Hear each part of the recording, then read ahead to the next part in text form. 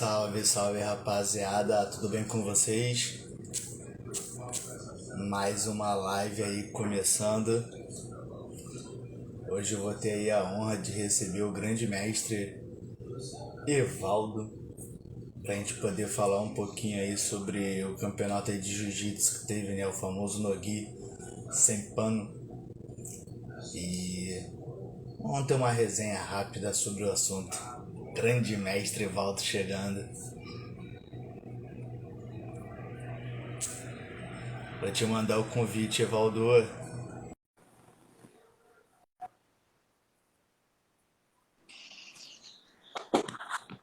Grande Evaldo. Fala, meu amigo Suez, tudo bem, cara? Tudo ótimo, meu amigo. Como é que você tá? Cara, tô bem demais. Tamo junto. Pô, obrigado aí por ter aceito mais esse convite. Imagina, cara, imagina, Aí, sempre um prazer resenhar sobre treinamento físico, tudo que envolve treinamento físico, pô, faço isso com o maior prazer, cara. Eu que agradeço o convite aí e vamos com pô, tudo. legal. E engraçado, né, Evaldo, que você, o evangelista, tinha feito uma live falando sobre esse assunto, né? E foi um dos temas que eu mais ouvi na academia. Pra cima e pra baixo, eu tava o pessoal falando, o pessoal comentando pra cima e pra baixo e tudo. E eu falei assim, caraca, e no mesmo dia vocês falaram sobre esse tema e eu cheguei a compartilhar com uma porção de gente, né? E cara, eu falei assim, cara, eu não posso ficar sem falar e puxar um cara que super entende, né? É profissional de educação física, atua na área e é black belt, é faixa preta. Quer dizer, o cara vive isso, né? Eu falei assim, cara, eu vou falar com o Evaldo para ver se ele tem a disponibilidade Ah, para legal, poder cara. A falar gente, sobre o assunto. o ADCC é o maior campeonato, né, de jiu-jitsu sem kimono, ou chama assim. Algumas pessoas nem falam jiu-jitsu sem kimono, falam campeonato de grappling mesmo, né? E até porque existem, inclusive, participantes que não praticam jiu-jitsu, né, praticam outras modalidades, né, de grappling e vão lá competir no ADCC, né? E aí esse foi um ADCC bastante importante, inclusive, os caras investiram bastante e também lá na academia teve maior repercussão, né? Aí eu falei, pô, Diego, eu sei que é um tema que não é tão popular assim, né? Até porque interessa muito mais o pessoal que curte luta, né? Mas a gente fez, acabou que ficou uma live bem interessante também. Pô, bacana. E assim, uma das polêmicas, né, que o pessoal veio falar muito comigo, perguntar sobre a minha opinião, né, como profissional de educação física, foi o famoso preparo físico, né? O pessoal veio me perguntar só, pô, tu acha que foi preparo físico e tudo? E eu falei assim, cara, o jiu-jitsu como o futebol, né, para nesse tipo de competição, dificilmente um atleta vai chegar fisicamente despreparado. É muito difícil de se acontecer. Pode acontecer? Talvez. Mas isso daí é muito difícil. E a gente sabe que aqui no Brasil é um grande fornecedor da matéria-prima, tanto de futebol, luta, jiu-jitsu, enfim, mundialmente. Aí eu pensei assim, cara, vou perguntar pro Evaldo qual é a opinião dele, quais são o fator principal ou os fatores principais que ele acha que talvez, se foi por um acaso, foi sorte, um ano de ouro dos Estados Unidos, ou não, vai ser uma crescente, enfim. É interessante, né? Você falou algumas coisas aí que eu achei muito interessantes. A primeira é a questão da preparação física.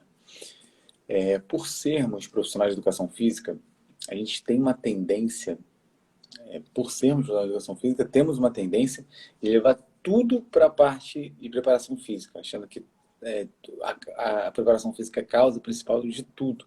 E não é bem assim. Existem esportes que a preparação física realmente é o que determina o campeão. Eu vou dar um exemplo, seria a corrida de 100 metros, por exemplo. A corrida de 100 metros, é claro que o atleta com melhor condição física, né, ele vai vencer. Mas muitos esportes não. Luta, por exemplo, é um esporte que tem um componente tático e técnico extremamente importante. Como você falou, dificilmente o cara vai chegar no ECC com preparo físico ruim. E, primeiro, tem muita gente boa envolvida com preparação física hoje no meio das lutas, isso é sabido.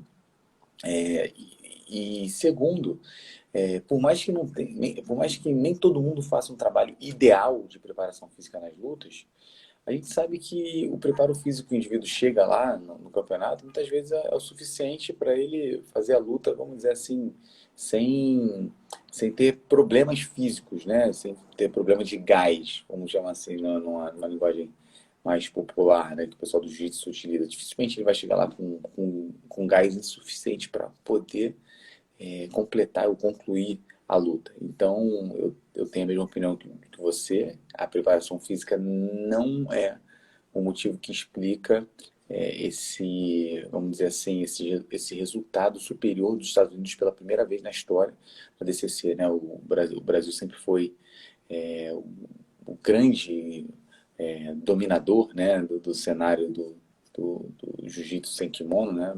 Falando de maneira simples, jiu-jitsu sem kimono, do grappling mundial. Assim, não que esse ano tenha sido ruim, tá? Porque o Brasil teve mais medalhas, mas quem teve mais medalhas de ouro nesse ano foi os Estados Unidos. Então, pela primeira vez, os Estados Unidos superaram o Brasil e o Brasil teve o pior resultado da história. Não foi um resultado muito ruim, né, mas foi inferior aos Estados Unidos. Isso é uma tendência que já vem acontecendo já ao longo dos anos, né? Uma outra questão que eu quero destacar, antes de falar dos motivos que eu acredito, você falou da questão de sorte, né? Recentemente eu li um livro de um autor chamado Nicholas Nassim Taleb, ou Nassim Nicholas Taleb. Ele tem até dois livros, né? Um deles se chama Antifrágil, tem até eles ali, Antifrágil, e outro se chama A Lógica do Cisne Negro. E aí é interessante que nesse livro ele fala muito a questão da aleatoriedade. Muitas vezes a gente quer explicar sempre, tudo a gente quer explicar. É claro que muitas coisas têm explicação, mas muitas outras coisas justamente pode ser o que você falou, o acaso, né? Pode ser que seja o acaso? Pode. Mas existem sinais aí que, que podem apontar para o fato de não ser também apenas o acaso. É claro que o acaso pode importar de certa forma. Por exemplo, a gente sabe que tem a parte técnica, né? A parte tática no jiu-jitsu, mas de repente, porra, o cara poderia se lesionar. O Gordon Ryan, que é o grande fenômeno hoje, poderia ter algum tipo de problema, não ter conseguido, sei lá. Então poderia ser, né? Qualquer outra coisa do tipo. O acaso ele interfere, mas eu acredito que nesse caso a gente tem muitos sinais que mostram que os Estados Unidos vem evoluindo ao longo dos anos, né? E já tem sido uma tendência crescente o desempenho dos Estados Unidos, e hoje os Estados Unidos superaram o Brasil. Existem alguns motivos, na minha visão. Já posso falar já, ou você quer fazer algum comentário para não ficar falando direto? Não, então, era isso que eu ia até comentar, né, Valdo? Assim, um dos pontos, né, que eu até comentei, né, com o pessoal os conhecidos, amigos, alunos, pessoal na academia e tudo. Seguinte, cara, a gente sempre, né, exportou, né, grandes profissionais, né, faixas pretas, né, que já estão aí há anos lá fora, né, em diferentes países, né, Estados Unidos, enfim, Arábia também, eu vejo que tem muitos brasileiros para aqueles lados lá, o pessoal do jiu-jitsu e tudo. E, cara, assim, não me espanta muito, né, de começar a aparecer, né, de uns tempos para cá, pessoal de outros países começarem a dominar, né? Dominar assim, né? Despontar um pouquinho a mais na luta, né? Assim, e lembrando, né, que assim, a medalha de ouro, tanto nas Olimpíadas e tudo, até me corrija se eu estiver errado, Evaldo. Vamos supor, se você, assim, a seleção brasileira, né, nas Olimpíadas tem 6 medalhas de ouro e só. Estados Unidos tem 5 medalhas de ouro, 10 de prata e 15 de bronze. Estados Unidos tem mais medalhas, mas o Brasil vai ficar na frente porque tem uma Exato. medalha de ouro a mais. Exatamente. É isso aí mesmo. É assim que acontece. E por isso que eu falei que o resultado do Brasil não foi tão ruim, porque teve muito mais medalhas, se não me engano, 17 medalhas. Estados Unidos, talvez 6, 5, 6. O Cassidora até falou na live, né, ele propõe, né, a ideia de que as medalhas tenham pesos diferentes, pontuações, né, e não apenas de Sim. ouro para decidir. Mas sobre isso que você falou, para mim, sem dúvida, é um dos principais motivos, né? Esse é o motivo, a questão do investimento. Os Estados Unidos têm recursos, têm grana. Então, por exemplo, eles conseguem importar mão de obra. Então, para um brasileiro sair daqui e trabalhar nos Estados Unidos é uma grande oportunidade de mudança de vida. Viver de luta no Brasil é muito difícil. Isso é para pouquíssimos, para pouquíssimos. Não é para todo mundo, não. Então, viver de luta aqui é muito complicado, mas você viver de luta num país como os Estados Unidos é uma grande oportunidade. Você receber em dólar. Então, os Estados Unidos têm recursos para trazer, no caso, para levar para lá, né? Para levar, no caso, importar o que tem de melhor no jiu-jitsu, né? Os melhores atletas, né? Os melhores treinadores, os melhores lutadores. Então, eles importam conhecimento. O que tem de melhor de conhecimento sobre jiu-jitsu, eles têm a possibilidade, eles têm recursos para importar. Esse é o grande detalhe, né? Os Estados Unidos não tem, o Brasil não tem isso. É possível o Brasil, por exemplo, contratar os melhores wrestlers do mundo. O Brasil não consegue pagar isso pela disparidade da moeda. Então, esse é um grande motivo, a questão dos recursos. Mas não é só isso, né? Esse é um ponto importante, mas não é só isso. Um outro ponto que eu acho muito importante também é o investimento em técnicas que acabam fazendo o diferencial do jiu-jitsu sem kimono, no grappling, né? Uma dessas técnicas seria, sem dúvida nenhuma, investimento em finalizações da cintura para baixo, que é joelho e tornozelo especificamente. A gente fala chave de pé, chave de joelho, que obviamente tem muita gente boa no Brasil, mas os caras, eles importaram o conhecimento que tem de melhor, desenvolveram, investiram muito em sistemas de ataque, sistemas de defesa, então eles se especializaram muito, muito, muito, muito, muito nisso. Sem contar que os caras são especialistas em wrestling, né? Então, wrestling para você, porra, derrubar é muito melhor do que o jiu-jitsu.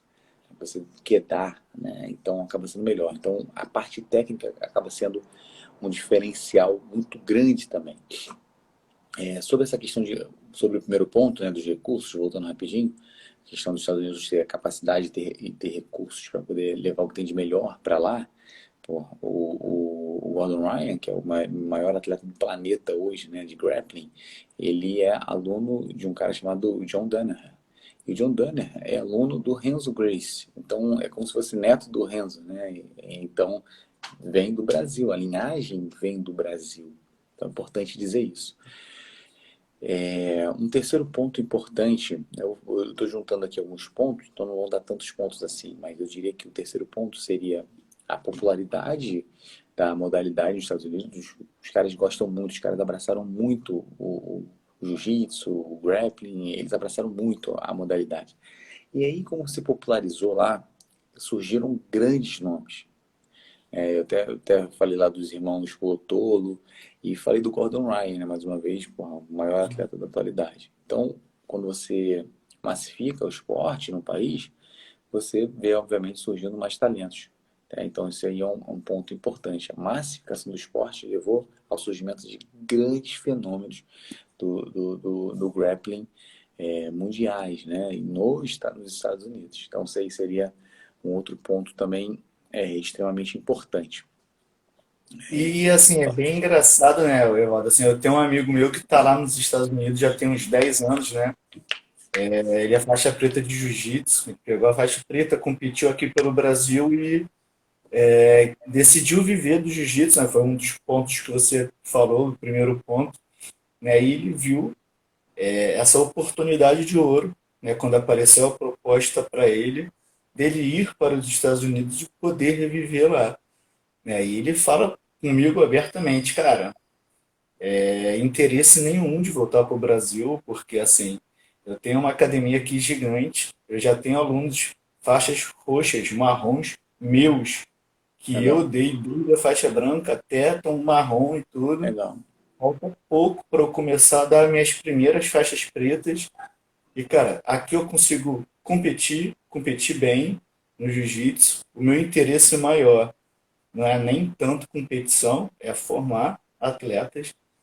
E pega muito com esse segundo ponto que você falou, de essa diferença, né, de lutas, né? Pega ali o jiu-jitsu com o pessoal da greco-romana, é meio que como se você fosse pegar o kickboxer aqui do Brasil, kickboxer, Muay Thai, e junto com o pessoal da Tailândia.